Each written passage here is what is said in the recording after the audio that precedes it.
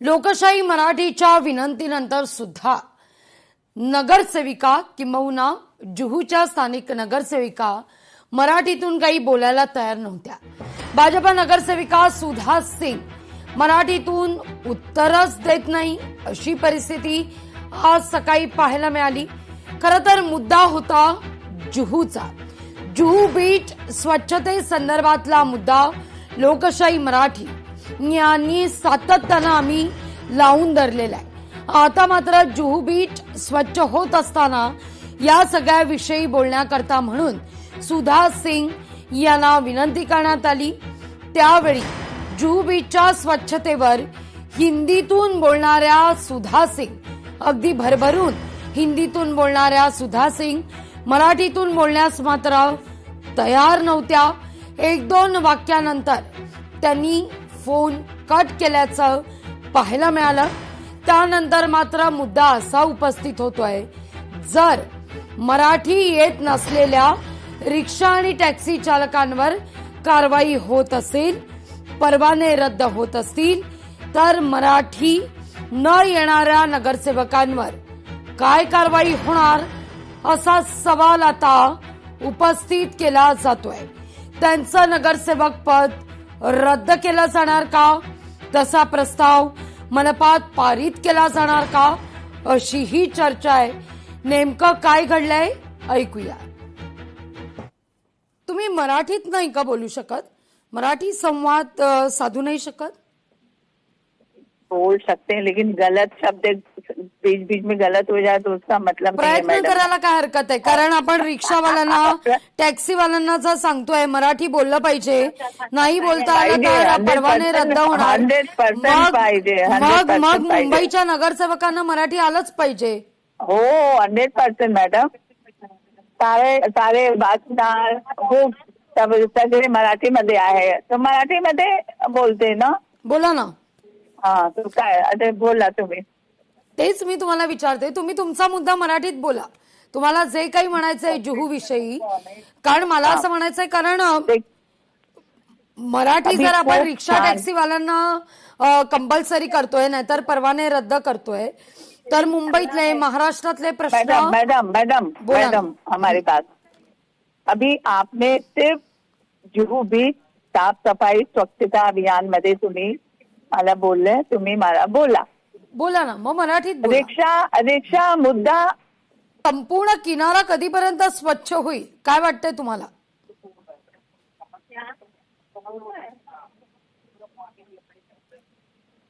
सुधाजी,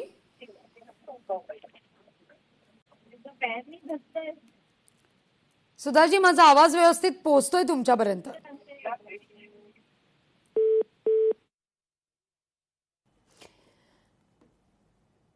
या सगळ्या विषयी आता मात्र प्रतिक्रिया आता उमटू लागलेल्या आहेत। अखिल चित्रे यांनी देखील या सगळ्यावर भाष्य केलेलं आहे, ऐकूया आपण।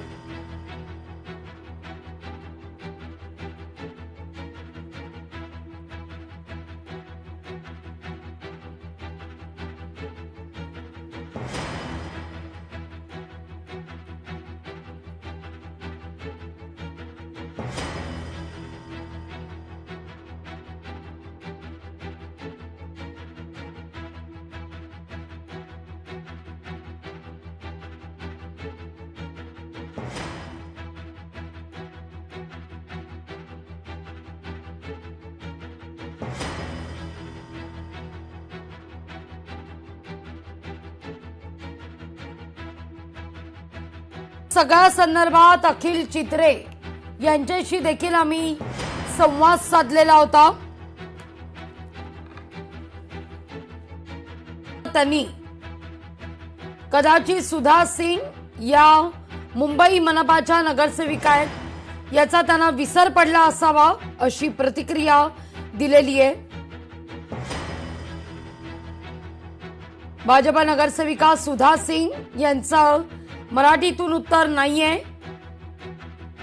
या सगळ्या विषयी बोलण्याकरता यशवंत किल्लेदार आपल्यासोबत जोडले गेले आहेत मनसेचे।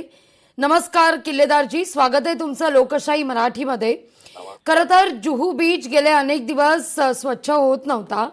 लोकशाही मराठीनं पाठपुरावा केला, त्यानंतर जुहू बीच आता कुठे स्वच्छ व्हायला सुरुवात झाली.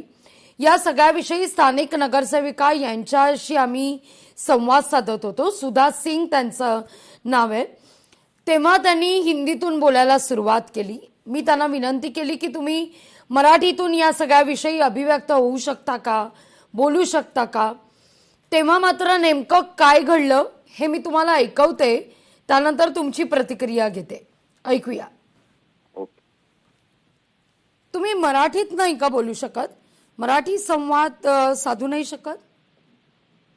बोल सकते हैं लेकिन गलत शब्द बीच बीच में गलत हो जाए तो उसका मतलब नहीं है प्रयत्न मैडम. करायला काय हरकत आहे? कारण आपण रिक्षावाल्यांना, टॅक्सीवाल्यांना जर सांगतोय मराठी बोललं पाहिजे, नाही बोलता आलं तर परवाने रद्द होणार. 100% पाहिजे. मग 100% पाहिजे. मुंबईच्या नगरसेवकांना मराठी आलंच पाहिजे.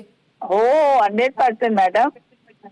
सारे सारे बातमीदार हो सगळे मराठीमध्ये आहे, तर मराठीमध्ये बोलते ना.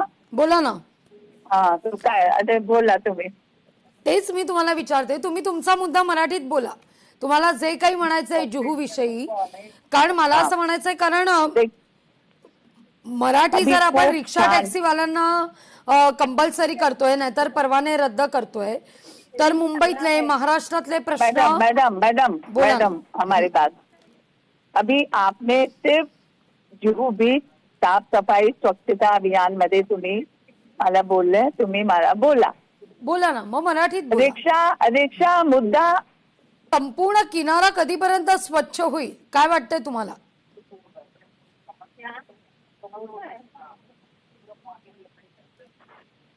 सुधाजी,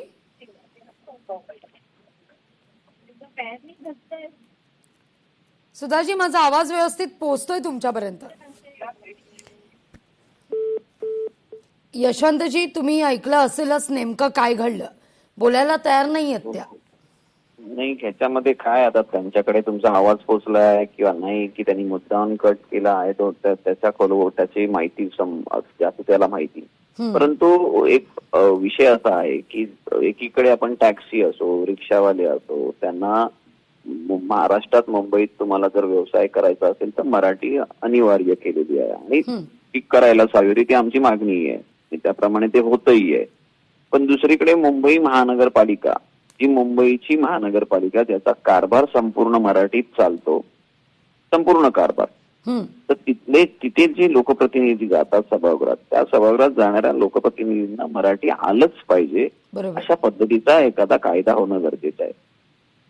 दुसरी बाब अशी आहे की ज्या पक्षाने उमेदवारी देताना, त्या पक्षाने उमेदवारी देताना याचं भान ठेवलं पाहिजे की आपण ज्याला उमेदवारी देतो त्याला मराठी येतंय का. मग तो कुठल्याही जाती धर्माचा असो, पण त्याला इथे मुंबईत, महाराष्ट्रात राहतो तर मराठी आलीच पाहिजे. अशा पद्धतीचं आपापल्या पक्षाने आपापल्या उमेदवारांना उमेदवारी देताना हे पडताळणं गरजेचं आहे. आणि दुसऱ्या बाजूने शासनाने देखील यावर ठोस एक भूमिका घेऊन निर्णय घेणं गरजेचं आहे की मराठी मुंबई महानगरपालिकेच्या नगरसेवकांना किंवा राज्य शासनाच्या विधिमंडळातील आमदारांना देखील मराठी ही आलीच पाहिजे. अशा पद्धतीचे कायदे होणे गरजेचं आहे. नुसते कायदे रिक्षा आणि टॅक्सीवाल्यांना कळून चालणार नाही, तर लोकप्रतिनिधींनाही मराठी आलंच पाहिजे अशा पद्धतीची भूमिका सरकारने घ्यायला हवी. अगदी एक मनपातला विरोधी पक्ष म्हणून या सगळ्या संदर्भात प्रस्ताव मांडण्याच्या दृष्टीनं महापौरांना विनंती केली जाईल का? तशी चर्चा होईल का? काही हरकत नाही. पुढच्या सभागृहामध्ये मी स्वतः ही भूमिका मांडेल, काही प्रॉब्लेम नाही. काय गैर काय आहे, जर एकीकडे तुम्ही आणि तो बायलाज मध्ये त्या गोष्टी आहेत अगदी अगदी की तुम्हाला स्थानिक भाषा आली पाहिजे म्हणून, आणि ती जर येत नसेल तर तुम्हाला शिकायला हवी.